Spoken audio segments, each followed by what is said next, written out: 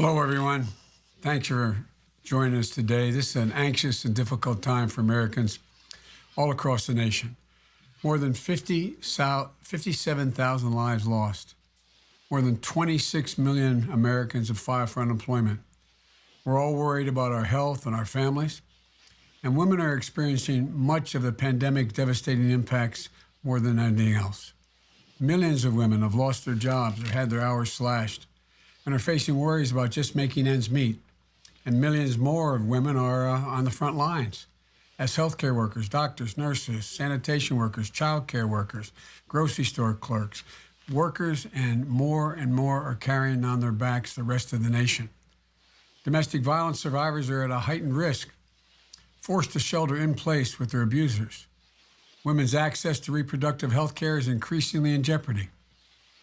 And while this virus can hit anyone, anywhere, regardless of race, gender, economic status, or level of power, it doesn't impact every community equally.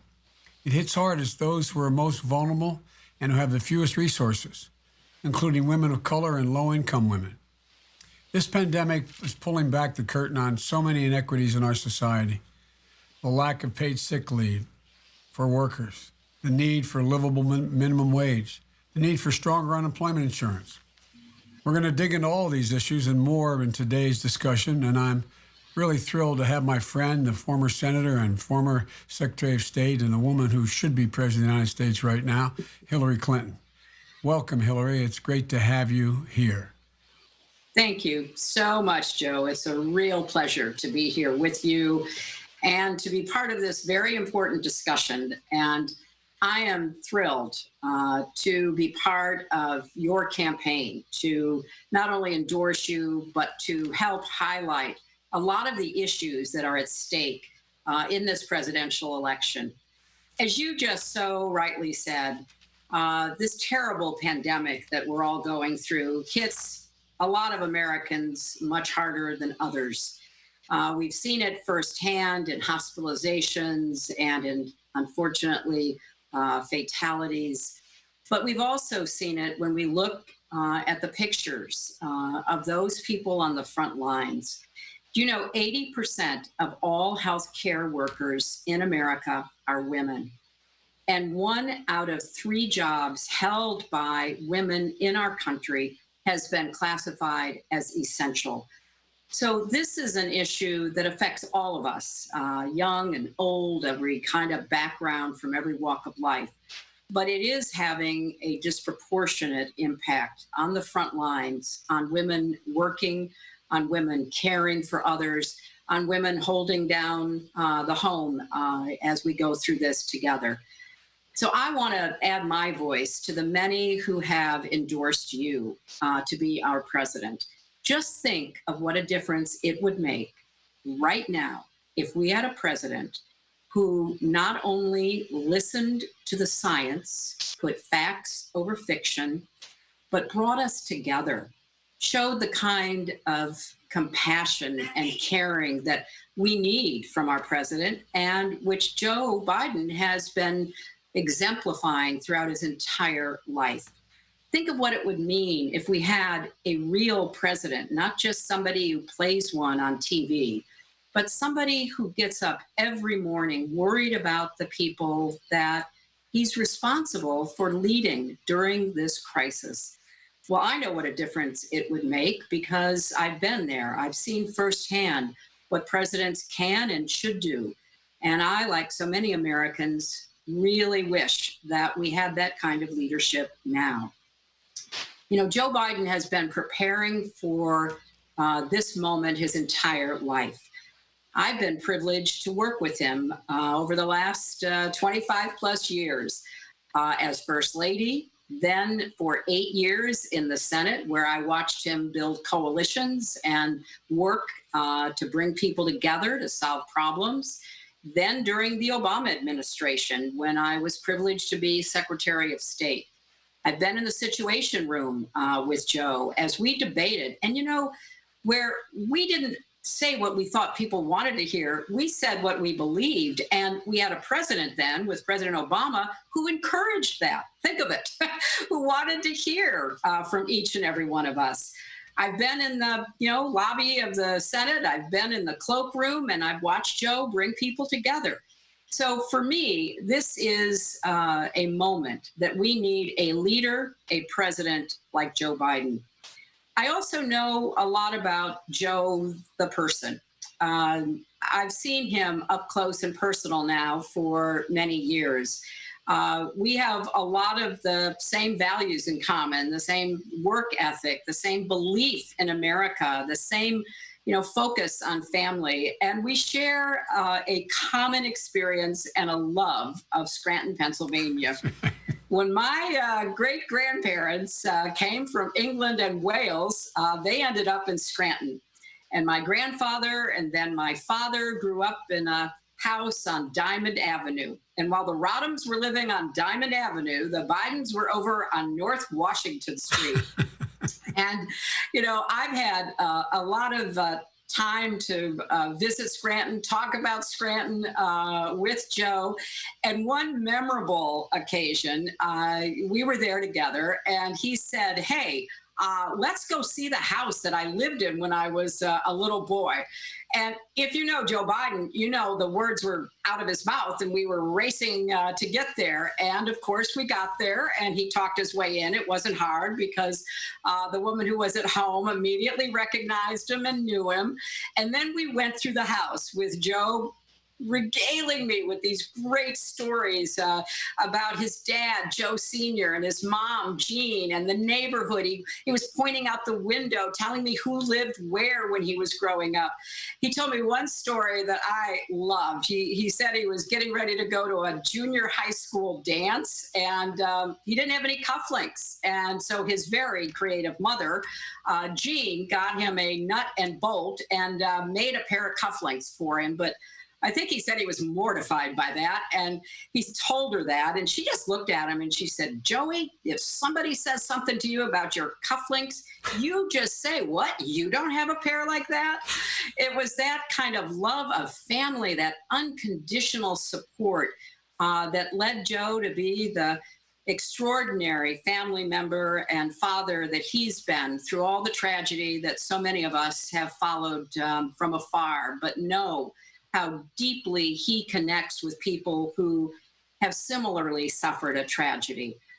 When I was Secretary of State and Joe was Vice President, we had a standing date for breakfast on every Tuesday. And I'd go over to the Vice President's house, and we'd sit down and we'd kind of talk about the world. We'd talk about what was going on, what the challenges facing us were, what was coming up in the White House, what the next meeting in the Situation Room was going to be.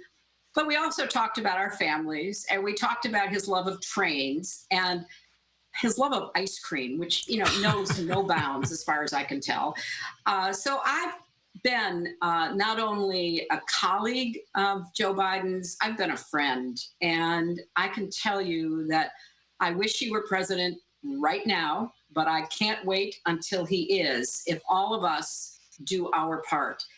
To support the kind of person that we want back in the White House, to end the kind of disregard of not only American values, but American institutions, the rule of law, and so much else that is at stake because of the current occupant.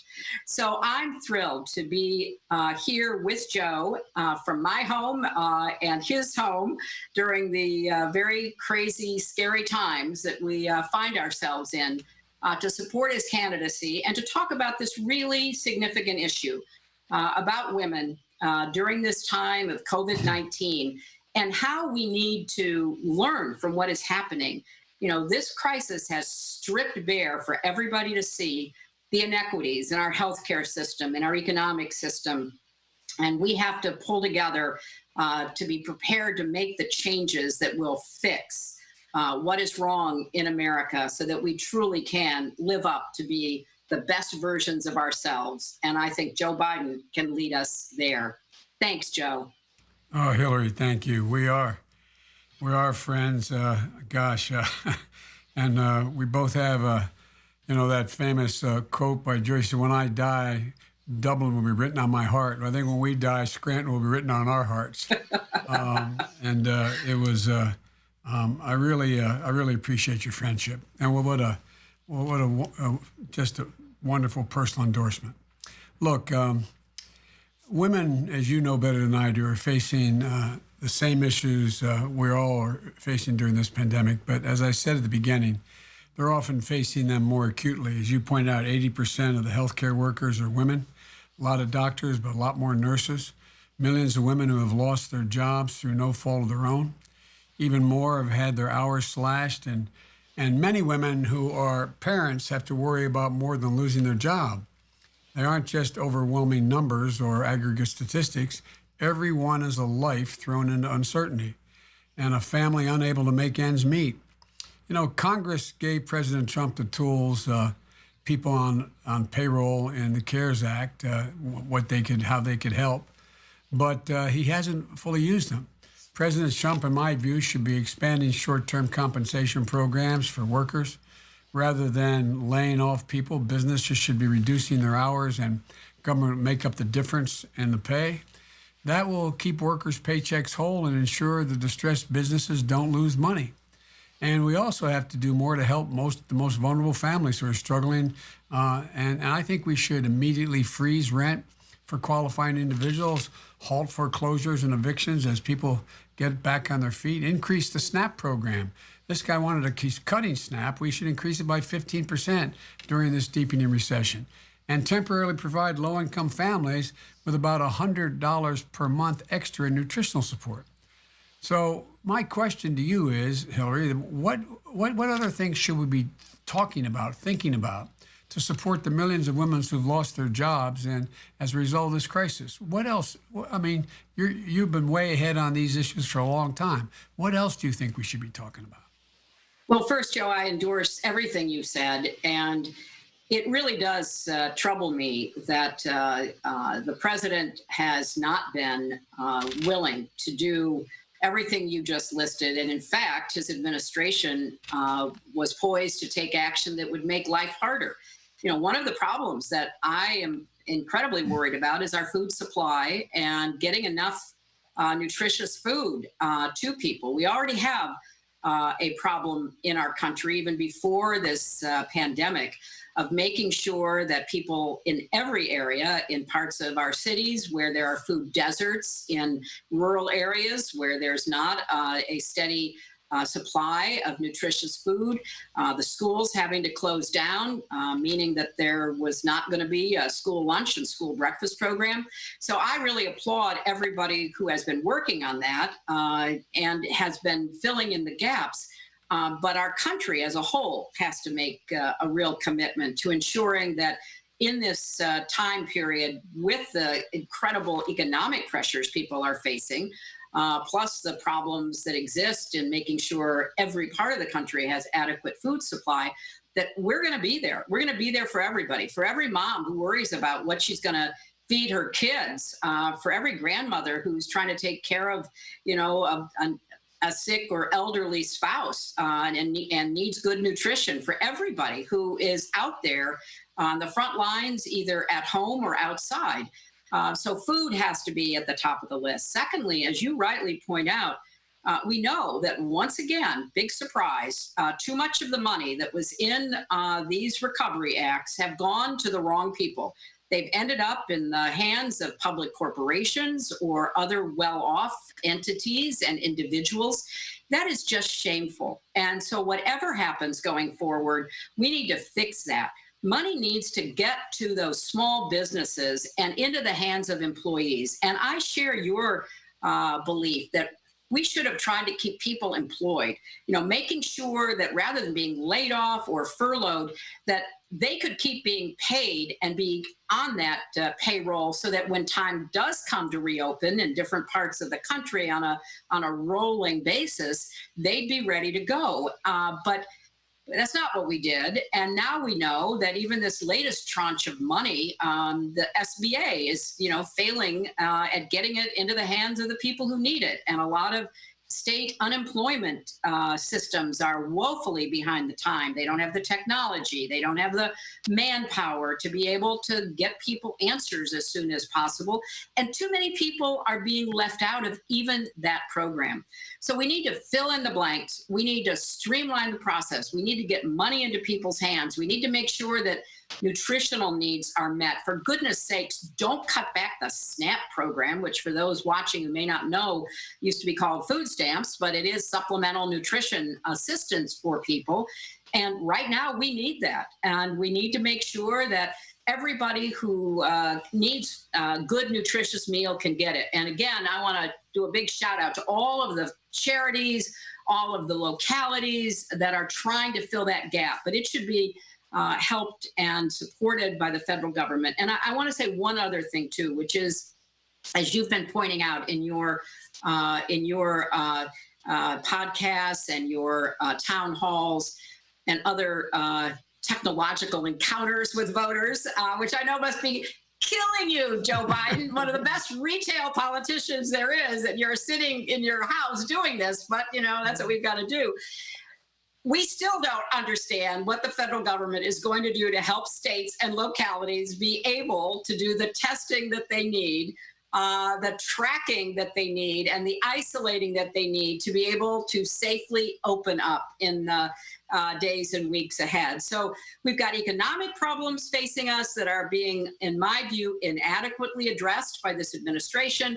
And then we have the incoherent, really impossibly indifferent, insensitive approach that we've seen every day on our TVs from the administration when it comes to getting us back healthy so that we can actually get the economy open and get back to work again. Hillary, it's amazing. When we used to have those breakfasts once a week, and we talked about a lot of things. And one of the things we did talk about is the beyond foreign policy and family and all the things we talked about was about how, government mattered and there had to be oversight. There had to be transparency. And so the interesting thing that really bothers me, what this president did, when they passed the CARES Act, there's a lot of good things in it. He essentially eliminated the inspector general. No, there's virtually no transparency. We should know exactly where every single dollar went. Even some of the big corporations who got money said, whoa, wait a minute. I didn't realize I wasn't supposed to get it. Some have given it back, $10, $15 million to get it when they're billion-dollar corporations. And so you see that happening. But, the idea of not having transparency, knowing exactly where the money went so people can judge whether it's consistent with what the Congress passed is a big deal. The second thing is, you saw that Chuck and Nancy, the minority leader and the speaker on the Democratic side, tried very hard to get money in for state and local governments. Remember how we did that during the Recovery Act? Because what was happening? It saved the jobs of thousands and thousands of teachers, police officers, firefighters, sanitation workers, all those folks, because as you know better than anybody, the states have to have balanced budgets. The cities have to have balanced budgets. They can't go into deficit spending. And they weren't able to get that done. And so I completely agree with you. While we needed to do all we can to help women and families get through this crisis, when we get to the other side, it seems to me, and you referenced this when you first spoke, we can't just build back to where we were before. We have to build a much more inclusive, much more equitable middle class and an economy that everybody gets a fair shot at. And we have to increase the minimum wage. This crisis further heightened the critical work of low-income workers. I mean, one job should be enough to raise a family on. And we have to raise the minimum wage to $15 an hour, which you've worked for and I've worked for a long time. And this is something we worked together for many years. But it's way past time to have equal pay for equal work, which has been one of your strongest pursuits in your career. Our administration, we signed the first law, the Lilly Ledbetter Fair Pay Act. We thought that was a big start, and it was. But I think we have to pass the Paycheck Fairness Act. We need to get paid sick leave available for every worker. We've got to make sure it's not just a temporary thing. So if you get sick, You're not foregoing a paycheck to stay home. And we need to provide 12 weeks of paid family, medical, and medical leave so you can take care of your loved one if they need you. And these are basic protections that we should be providing to workers. And we've tried for a while. So much more needs to be done. Here's my point. I think as you implied, I think the blinders have sort of been taken off. Not that people were bad, they did not want to help. They just didn't fully understand the disadvantage so many people who make their lives function for them, what they were going through. I don't think they had any idea what they were going through. So my next question for you is, it seems to me we're going to face a monumental task of rebuilding our economy and the middle class. And how do you think, I think we're on the same page, but I want the folks to hear, how do you think, how would you recommend we start to, take advantage of, I always say, and my staff is tired of hearing me saying it, that, we're one of the few nations that when we're faced with a gigantic crisis, we embrace it, we fix it. A lot of people hurt, and all those lost lives are never going to come back, and there's going to be a hole in the hearts of millions of families out there. But, we always come back, and we come back stronger. We come back stronger, and we end up in a better place than before it all happened. So what do you think we should be focusing on? And are you as optimistic as I am, and we can do this? I am, and I agree with you, Joe, that I think out of this terrible tragedy of the pandemic and the loss of life and loss of income and everything we're suffering through, this is a moment of reckoning that really we are challenged. Are we going to build back stronger? Are we going to build on our foundation the kind of America that you and I would like to see for our children and our grandchildren? And that's really what's going to be on the ballot in this election. When it all is stripped away, what kind of America are people going to be voting for? And just to echo what you pointed out, number one, on transparency. One of the things that I tried to do in the State Department was to create a visualization of where foreign aid went. Yep. Because so many people thought we were, giving foreign aid in huge amounts to all kinds of weird stuff. And indeed, we could justify where it went. For example, going after the AIDS crisis in Africa. Not only the right thing to do, but a smart thing, because trying to control a different kind of pandemic was good for the United States and the rest of the world.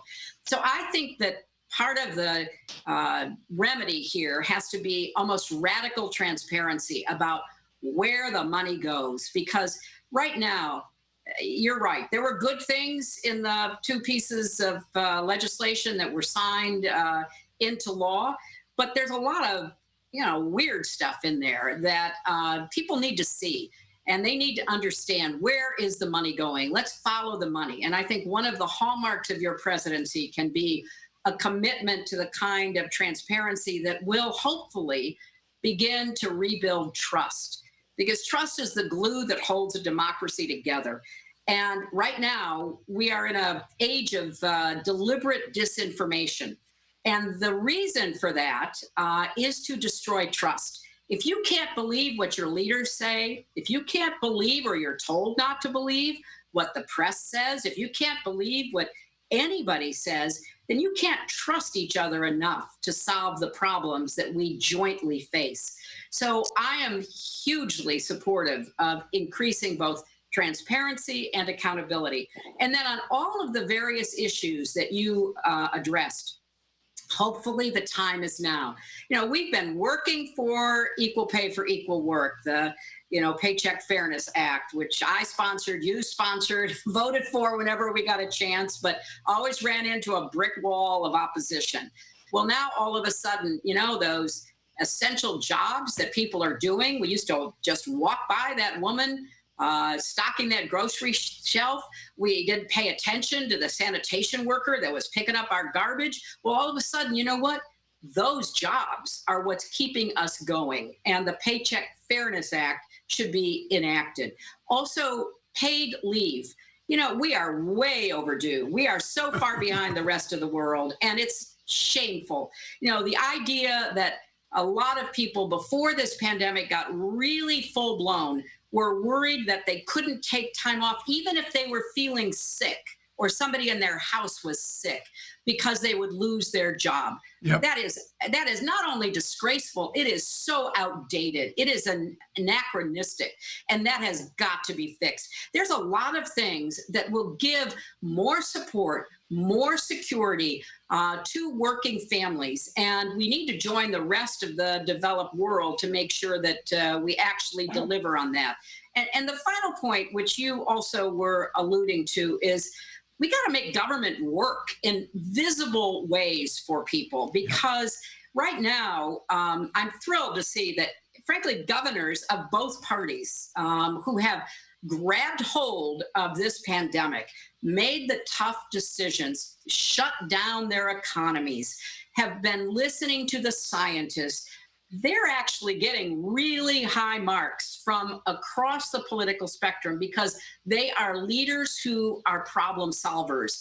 They are humble enough to know they don't possibly have all the answers, but they want to listen to the people who can help them try to find them. So that kind of leadership may be back in vogue. We've gone through a period where I think some people might have forgotten that it really does matter who your mayor is, who your governor is, and yes, who your president is. So rebuilding that belief in governing as a way of delivering for people and making their lives a little easier, a little better, a little safer, a little healthier. All of that, I think now we have a chance to have many more people paying attention and listening than we did before. And that's why I think you are exactly the right person at the right time with your background and your values and your compassion to be able to make that case. Well, you're very generous, but there's so many things I'd like to continue to talk to you about. We're supposed to take questions from the audience, but as usual, it's like one of our breakfasts. But look, one of the things that I keep saying, and I really mean it, I think this crisis has allowed decent people who haven't focused before to realize that when the store clerk is making enough money to take care of their family, the wealthy guy down the street's better off. Everybody's better off. When you have a system where the people who you rely on the most are in a position to be able to do their job and do it and live a decent life, that raises your standard. This notion is outmoded that somehow if people who are struggling get help, it's going to drain resources from others. It's the opposite happens. The Amen. Opposite happens. When you raise salaries, all salaries go up. Everybody does better. And by the way, corporate America is doing fine without having to worry about what's going to happen here. I mean, these guys and women, we've gotten kind of out of whack the way we measure things. But everybody does better when we treat people and economically fairly and give them opportunities. Look, I know I'm tempted to ask you another question, but look, we have to take a few questions, and Michelle Kwan is going to read some questions to us that were submitted. And Michelle, welcome, and thank you for all your involvement throughout this effort for both Hillary and before and me. So Michelle, fire away. All right. Thank you so much, Vice President Biden. Our first question comes from Tiffany in Connecticut. She asked, there are a lot of women who are in abusive relationships and are now stuck at home with their abusers. What are ways how women being abused can get help and know that they have a safe place to go? Well, thanks, Michelle. And I'm so glad Tiffany is asking that question. Violence against women is a huge problem, and especially right now. And Hillary and I have worked very hard on trying to end violence against women, wrote that legislation, and it's been one of the leading causes of my life. I've met thousands of domestic violence victims for real, trying to get the law passed and finally getting it passed and working beyond that. And it's heartbreaking to know the suffering they have experienced and are experiencing. But I also know how much courage they have. Our support for victims has to match the courage they show every day. First, I want victims to know they are not alone. The National Domestic Violence Hotline is there for them. It might be hard to make that call when you are essentially trapped in a home because of the stay-in order, the stay-at-home orders that exist, but you can text and you can chat online. So please reach out for help. The hotline can connect you to an emergency shelter. They can help you find a safe place to go. They can provide you to get out of the house safely. And federal and state governments need to do everything they can to help survivors at this moment in time. That means, one, providing survivors a place to live where they can stay safe and healthy. We have violence women's shelters and homes, but we have to move beyond that in this crisis. We should empower FEMA, the Federal Emergency Management Organization, to work with every state so they immediately increase shelter options, including contracting with hotels and motels to provide shelter. Modifications like sleeping in just to have the idea that we deal with trailers that are available for people as well. We have to also provide immediate economic relief to survivors. No one should be forced to stay with their abuser because they don't have the resources to leave. Particularly, the vast majority of kids in the street are there because their moms are victims of violence. We need to provide survivors. And the way we provide for survivors is we include cash assistance, unemployment insurance, flexible to their needs, and paid safe days and safe leave. We have to make sure all survivors of color, immigrants, survivors of Native American survivors, older survivors, those with disabilities, the LGBTQ community survivors, they all need support. And we have to make sure survivors and services can be connected. I've worked to make that hotline had the state-of-the-art telecommunications. When you call, they can tell where you are. They can get there in a hurry with real police protection if you need it. Now it's time to push again. We have to equip our hotlines and vital service providers with the tools that they need to take care of the person who's calling. There's a lot more to be said about this topic, and today I've released a proposal on how I'd address the scourge of violence against women during this public health crisis. Go to joebiden.com. And I hope you'll look them over because there's ways out. The worst thing in the world is being a prisoner in your own home. And so many people are right now. Hillary? Well, Joe, yeah, look, I looked at the policy that you're releasing. It is state of the art. I hope everybody watching goes to your website and starts looking and reading your policies. You've got an incredibly progressive, detailed set of policies already on your website. But there's a relation to a point you made earlier, and that is this is an issue, violence against women, domestic violence, that is one of the many, many issues that depend upon state and local resources. Because as you said, you call that hotline, very often the hotline will refer you to a shelter or, if necessary, police or EMT workers to your door. Well, those are local resources. And people who think we don't need to, reimburse and help state and local governments are just, again, missing the forest for the trees. If you believe in police protection, fire protection, EMT services, hotline shelters for domestic violence survivors and everything else, you've got to know that the budgets of our state and local governments during this crisis have been drained.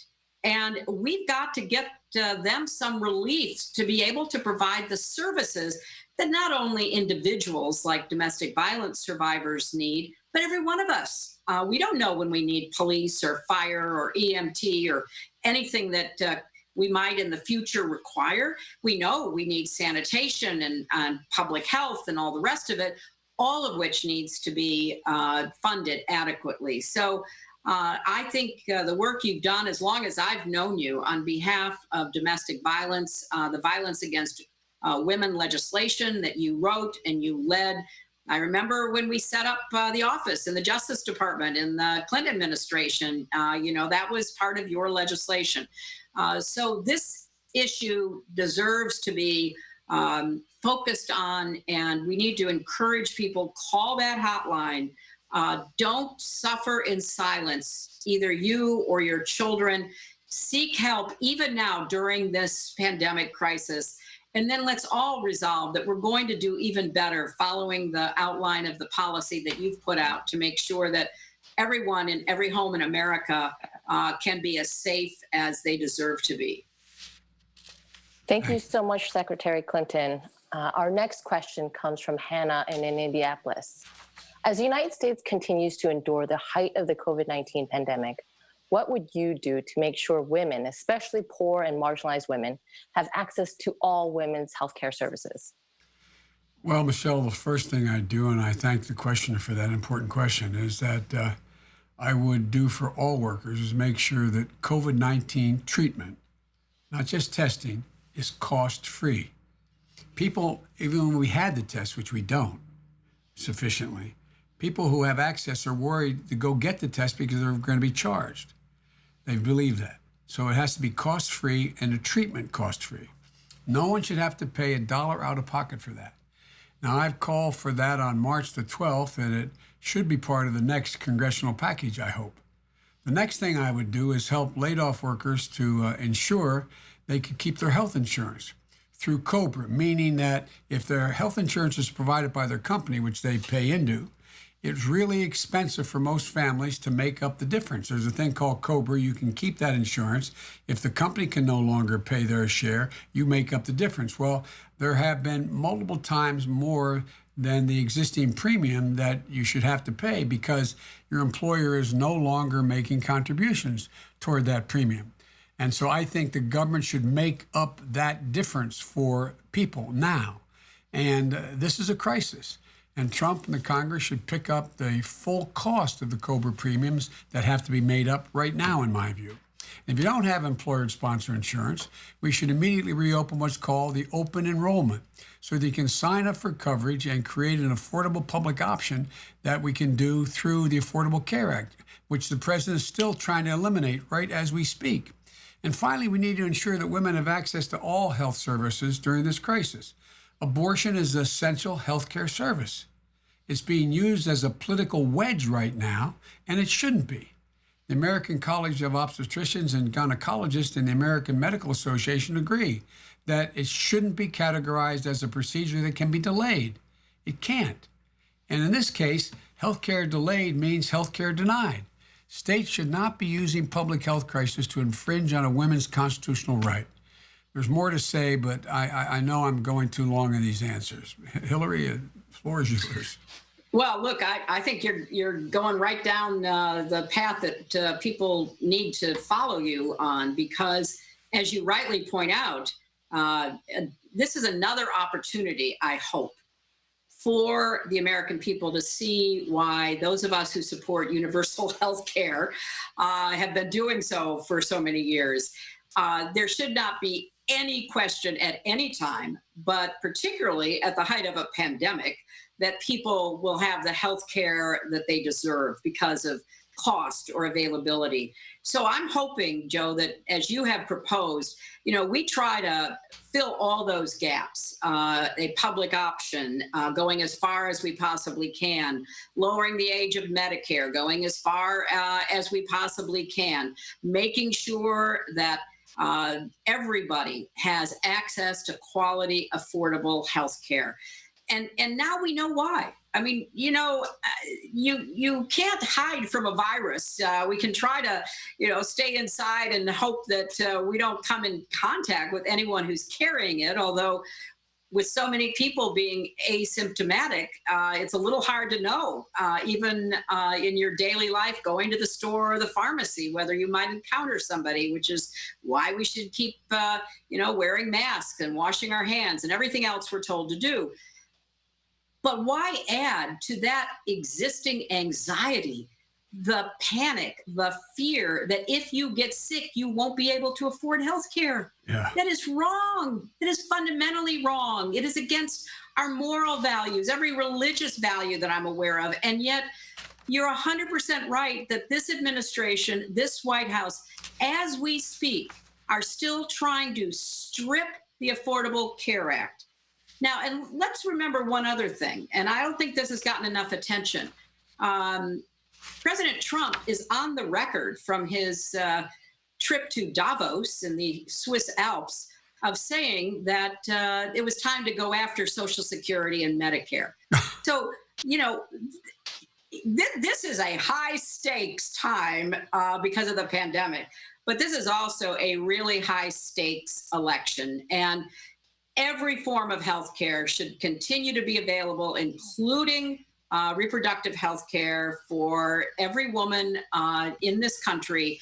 And then it needs to be part of a much larger system that eventually and quickly, I hope, gets us to universal health care. So I can only say amen to everything you're saying, but also to, again, enlist people that this would be a terrible crisis to waste, as the old saying goes. We've learned a lot about what our absolute frailties are in our country when it comes to health justice and economic justice.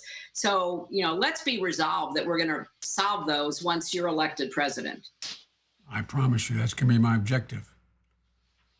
Thank you so much, Secretary Clinton and Vice President Biden. Our last question comes from Asha, a pharmacist from New Jersey. Asha is an essential worker during this crisis and wonders what you do as president to ensure she can do her job safely. Asha, you're one of the people we've been talking about the whole time here, an essential worker.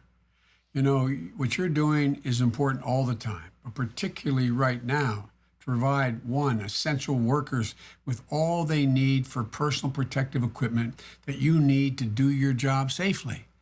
I urge the president to use the full authority of what they call the Defense Production Act well over a month ago, not only to surge production of critical protective gear and tests and more, but also to ensure that they're distributed swiftly and in full so that everybody has it, and that means you. And I've also urged the president to appoint what Hillary would have long ago done, a supply commander, someone who, like in the military, has control of all the supplies in the middle of a war, knows where they have to go, controls them, and with broad authority and deep logistical experience to step up and actually command our national supply chain for the critical equipment that you need but others need, working with governors to get all frontline workers the life-saving protection, the equipment they need. And also, all workers like yourself who are putting their lives on the line should receive, in my view, premium pay. Now, premium pay is no substitute for personal protective equipment. It's not. And it's not a substitute for worker safety. But we have to do as much as we can to support the millions of brave workers like you who've stayed on the job, keeping the country running. I support what's called, that the Democrats are pushing in the Congress, pandemic premium pay. Increase essential frontline workers that both the Senate and the House have proposed, that in fact gives you more income. We need to make sure that if you, God forbid, get sick, you get paid time off as well. We need to make paid sick leave available to every worker and make sure it's not just a temporary thing. If you get sick, you're not forgoing a paycheck to stay home. Now look, if you get sick, you should have to go. You shouldn't have to go to work because you're worried about a paycheck. Especially now, when we're worried about the spread of this dangerous disease, it's critical that essential workers can stay home when they get sick and don't spread the disease. And we need to provide 12 weeks of paid family, medical leave so you can take care of your loved ones. And look, folks, the whole idea here that's become clear, in my view, if you excuse the addendum here, you know, when the president went to Davos and talked about, and I remember when I was making this case as vice president saying that the Republicans are going to try to cut Medicare and Social Security, he said, no, they're not going to do that. That's been their objective. God love Paul Ryan. He set out to do that, and the president hadn't given up on that cause. And the cause is what we should be doing right now is a lot of our senior workers who are very old need an additional amount of Social Security now during this crisis. We should be increasing their Social Security payment while this crisis moves forward, while we reform the whole Social Security system to provide for the ability of people who have had their pay cut, their Social Security payment cut because their spouse has passed, because for a whole lot of reasons it happens. We should make sure that they, in fact, are able to get more, not less. And we can do that by changing the way we fund Social Security. I won't go into the whole deal. But in the meantime, right away, we should be giving help right now, an extra $1,000 to people who, in fact, are on Social Security, that, in fact, are struggling on the limited amount they're getting if they're at the low end of that scale. But at any rate, there's a lot more to talk about. I'm sorry. As I said, this is like one of our breakfasts. Either Hillary's person would be coming in saying, Madam Secretary, or my guy would be coming in saying, no, Mr. Vice President, the president's waiting. And usually when we walk in late to a national security meeting with the president, and he'd look at both of us like, where in the hell have you been? At any rate, but thanks, Hillary, for everything. I really appreciate it. But I really, anyway, I know you're going to answer that question as well, but thank you. Oh, listen, a lot of good memories. You're absolutely right. And when you mention Social Security, I have long advocated, and I know you agree, that we need to fix the disadvantage that women unfortunately bear under Social Security. Because when you take time out to care for children or an ailing spouse or ailing parents, you're out of the workforce and you don't get the credit that you need to be able to have a more secure retirement when that becomes possible. So the Social Security system, Medicare, they should not be in the bullseye target of this president and all of his plutocratic allies. They need to be helped to be strengthened and improved so that they actually do provide the quality of care that they should be and the amount of income that they should be offering. And on a final note, Joe, I would just say to Asha, who is on the front lines, and thank you so much, because clearly we can't get through this without you and the millions of others who are doing what you're doing. This election really is a referendum on what kind of future we want for you and for all of the people in our country, but particularly those frontline workers, those folks who have been really put under enormous economic pressure, the many millions that are now applying for unemployment. We got to fix our systems, friends. I mean, we've kind of just, moved along on top of them, trying to protect what we had against the concerted, relentless effort by too many on the other side to rip away what we did have. But now, if we get people to pay attention and to really look at what's at stake for them, for their families, then I think we can have an election that really will matter about how we put us on a stronger foundation for the future.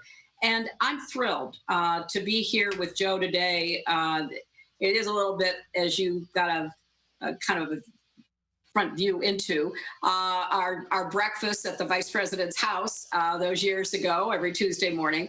But more than that, what Joe's trying to do, what his candidacy is about, what his campaign stands for, is a much better, safer, healthier, stronger future for every single American today and those who come after us. So, Joe, thank you. Thank you for your leadership. Thank you for your friendship. And this was a lot of fun. I appreciate the chance to, join you virtually in your basement to talk about issues that really matter to us and to millions and millions of other Americans.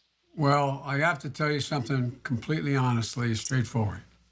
I wish this were us doing this and my supporting your reelection for President of the United States. You won the majority of the vote. I think the way in which some of the states acted was just, anyway, we would not, we'd have problems. We'd have the pandemic, but you would have already been prepared for it. Still would have been hard, but you would have done a lot to keep us from getting in such a dire strait. Well, I'll tell you one thing I would have done, Joe, which you know so well. I would have read my daily intelligence briefings that were sounding the alarm since January, but apparently this president doesn't do what we used to do. You know, I did the foreign policy brief this morning, which I do every morning with people who you know really well. Former Secretary Blinken, Tony Blinken, and a whole bunch of folks, Tom Donilon, a whole range of people who were, they were reading to me. We were talking about the what happened, that article in the Washington Post, and yesterday, and how many times the president was explicitly, by his national security team, warned of this pandemic, warned about it, saying what had to be done. I think it was close to like 8 or 9 specific times, resulting in some of those folks in the intelligence community either being fired or just going underground. I mean, not being paid attention to it at all. I mean, you and I have had, and you even more than me as the Secretary of State, I sat every single day with the president and got a national security briefing. And when you weren't traveling the world, you were at every one of those. And the idea that we would have been warned more than a half a dozen times explicitly by the Intelligence Committee of what was coming, what had happened, what China wasn't doing, et cetera, and then be out there complimenting what a great job China was doing. It's just beyond, and I assume, I shouldn't assume anything, but my guess is you would have read, that's what you're talking about. The question is, did he just not read what we used to call the PDB? Or did he read it and not care? I presume, to give the more generous view, that he just didn't read it, which is a totally ungenerous view. I mean, but I can't fathom it. And look what it's done to the intelligence community and its sense of whether or not it brings bad news to a president. Anyway, that's a whole other subject. Maybe we should talk about one day. But look, I want to thank everybody. I want to thank Hillary for joining us in this conversation today. And Hillary, I'm going to keep calling and asking for your advice. The coronavirus is shining a bright light on the equities in our country, and there's so much work to do. But I have no doubt we can meet these challenges brought on by this virus if we work together. The American people have never, not a joke, I know you're tired of hearing me say this, have never, ever, ever, ever let the country down, given half a chance. They're tough. There's no quit in America. They're prepared, but we got to do it together. And it's great being together with you, Hillary. Thank you. And Michelle, thank you so very much. Appreciate it. Thank you, everyone, for being in and listening.